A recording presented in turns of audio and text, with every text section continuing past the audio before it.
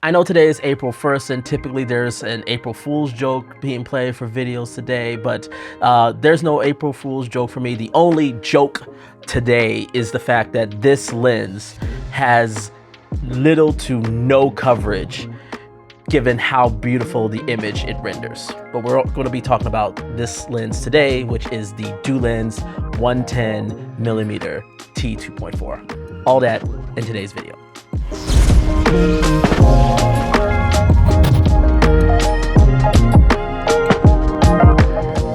What's going on, everybody? My name is James Jackson. If you're new here, I do tips, tricks, news, and reviews for the film and video making industry. So if this is content that you like, definitely make sure to hit that subscribe button and hit that bell so you can stay up to date on all the content going forth.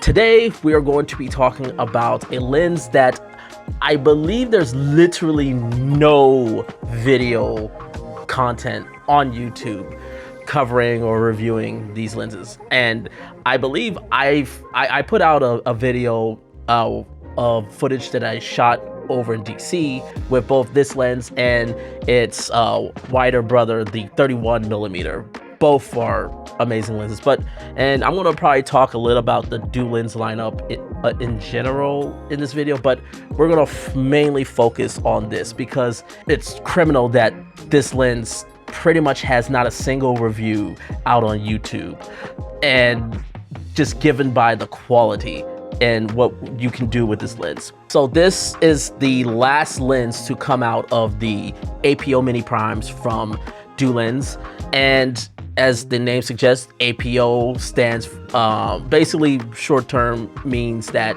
pretty much little to no chromatic aberrations coming from the lenses. And right off the bat, I'll just say that, yep, this lens shows no chromatic aberration in this lens, not even longitude chromatic aberration, which even those that are APOs tend to show, that doesn't show with this. And I guess I should also talk about the price of this lens. Right now, originally the Dulens lenses came out, they were about $1,000 a piece. They're actually now been dropped down to $800, basically the same price as a DZO Vespid originals, as well as the 7 Artisan Infinite series lenses. That both of them tend to lean more in the vintage side, but of all of them, I think this is probably the most vintage style, or the most authentic vintage looking series of lenses.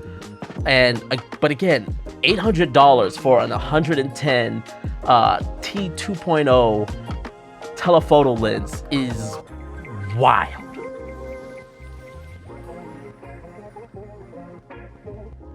So this is a 110mm T2.4 lens. This is available in PL mount as well as EF. I, of course, as you can see here, have the PL mount.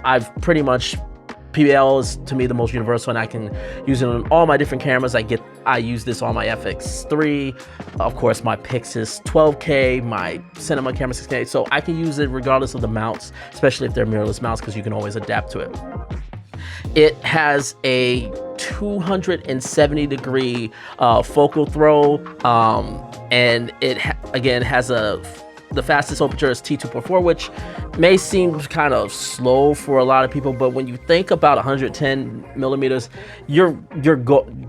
you're gonna blow out and destroy the background. So that's not about it, and we'll get to sort of image quality. The part that you may not know about is that this is it covers a 46.7 millimeters, and essentially it'll say, I don't know if you can see this on the lens, it says that it will cover an ARRI Alexa 65. So this can cover a large amount of cameras, even larger than full frame cameras, which is really unique.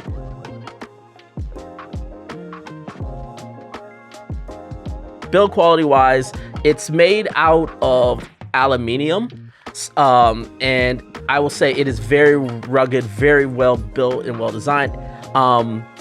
It has a bit of a weight to it, but given the fact that it's 135mm at this case, but it's still really lightweight compared to most telephoto lens in this size. If you're looking at something like 135, 100mm, this is still weighs less than most, particularly cinema camera, cine style, PL style lenses. This is very, very light, but more importantly, this is extremely compact for something like 110 millimeters. I love the torque or the resistance on the focal gears. It's just the right amount of resistance where you can really clip, but it's still smooth. It doesn't feel like it's super loose. Now, the iris ring is going to give you way more resistance, but I know this is sort of give and take. This, to some people, that it's maybe rough. I personally love if the iris doesn't move so easily, because it means that you have to be very, very decisive so it doesn't slip away. I will say, just given how close the iris gear is right to the point of the mount, for those of you that may be working with fizz systems, this may be a little bit more challenging, especially if your camera's in a cage, to get any sort of wheels or gear systems onto this to work with it. But so that's probably the main thing.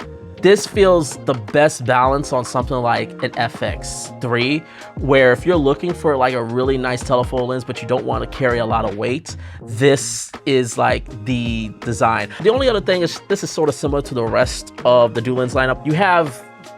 You can only properly view the imperial metric on the left side of the lens, and then you can only properly view the meters system, the metric system, on the right side of the lens. I wish it was able to just, like, doesn't matter which side of the lens you have, you can properly view in no sort of whiz. Because for me, I gotta look onto the left side, but if I'm on the right side, it's a weird. I'm not necessarily a fan of that.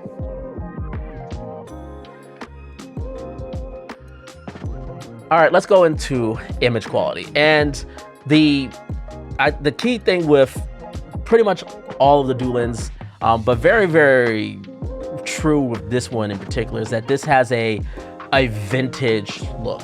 And I've used this on some personal things that I've had so far, and I'm getting ready to use this on one of the first projects I've ever had. I would say it does give that vintage look. It gives that very faded look. The Dulens series is known to having a very low contrast in terms of their color reproductively, or in terms of their tonality. They're very low in contrast, so it has that very faded look. To me, the biggest selling point of this is the bokeh and the out of focus. There's a lot of lenses, and I've even reviewed one from Dulens themselves, where the background at some point can get a little mushy depending on how far your throw is. This still has a soft out of focus, but it's more like a painting, if that makes sense. The out of focus is just really, really smooth. There's a lot of lenses, especially if you go with more of the clinical stuff, that just feels rigid, that feels too sharp. The out of focus is just too sharp. The separation is just too pronounced. Whereas the transition from subject or foreground to background is a very nice, smooth transition. When you open this wide open, it is, you're really having a nice soft fade. And I love the fact that, it has a good amount of distance from almost just under 4 feet. That's like 3 feet 10 inches, all the way to 200 to get to infinity before you hit infinity.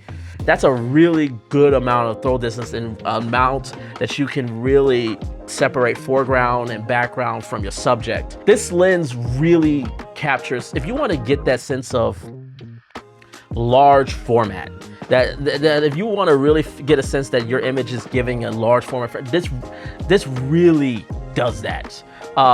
It just makes everything, as typical telephotos does. It makes the world feel more intertwined. It doesn't make the world feel big, but it just makes everything feel subtle. In terms of sharpness, I would like to instead use the term detail. It's very clear. It's not clinically sharp. If you're looking for a clinically sharp lens, this isn't it. But understand, it's not mushy. It's not soft. It's very, very detailed. And I will say this, I have found that it's very detailed to the point that I find it's much easier to sort of hit critical focus on this lens than hitting it on, say, a Sigma Art Series lens, where everything is very sharp. But this holds details and really helps you with the separation. It is really, you can really pull subjects and pulling and have confidence when you're manually pulling focus with this lens. When I was out at the wharf, I could hit someone that was like 100 feet away and then pull focus by hand to someone that was like 50 with the utmost confidence that I hit the focus. And that's something that you can't necessarily say with a lot of lenses. But the image quality is not perfect. Again, this is a vintage lens and there's some improper qualities, and some of these are going to be definitely more tasteful pros and cons. But the one that I'm going to start with most is the flaring. It does flare very easily, and when it does flare, the contrast definitely drops even more. And like I said, it's already a low contrast lens, so that is something that you have to be aware of. However, if you just put a matte box or some sort of sun hood over it, the problem is pretty much solved. Me personally, I love the flaring on this. I think it's a very nice and pleasing lens flare. But again, your miles will vary with a lens like this, and I know flaring is very subjective. But from a technical standpoint, yeah, it flares up very, very easily and very pronouncedly, and it's something you have to be careful of. One thing that I believe that is going to be pretty much a universal con is the fact that this lens breathes quite a bit. That is probably, to me, the biggest flaw in terms of its image quality, is that the focus breathing is very, very pronounced on this lens. So overall, my final thoughts is that I think it is truly a crime that there's not more YouTubers talking about this lens. The fact that you still have something this compact, that this small, that delivers amazing images, that is at a price that is aggressively competitive to higher or more prominent brand names that will charge you double, if not quadruple, the price of this lens. Amazing. I love, especially when you put it on something like the Pixis 12K that has all that bit depth that really can take advantage of a lens like this. It is a gorgeous lens. I pretty much, if I wanted to really capture something large format, or if I want to really just get some real detail shots, this is probably going to be my go-to lens. What if I'm doing weddings, corporate videos, doc work? This is going to be my detail lens going forth. So this is my review of the Dulens APO 110mm T2.4. I would love to know, what are your thoughts? What do you think about this lens? I would love to know. Let me know. Leave your comments down below. And as always, make sure to hit that subscribe button. And until next time, take care, everyone.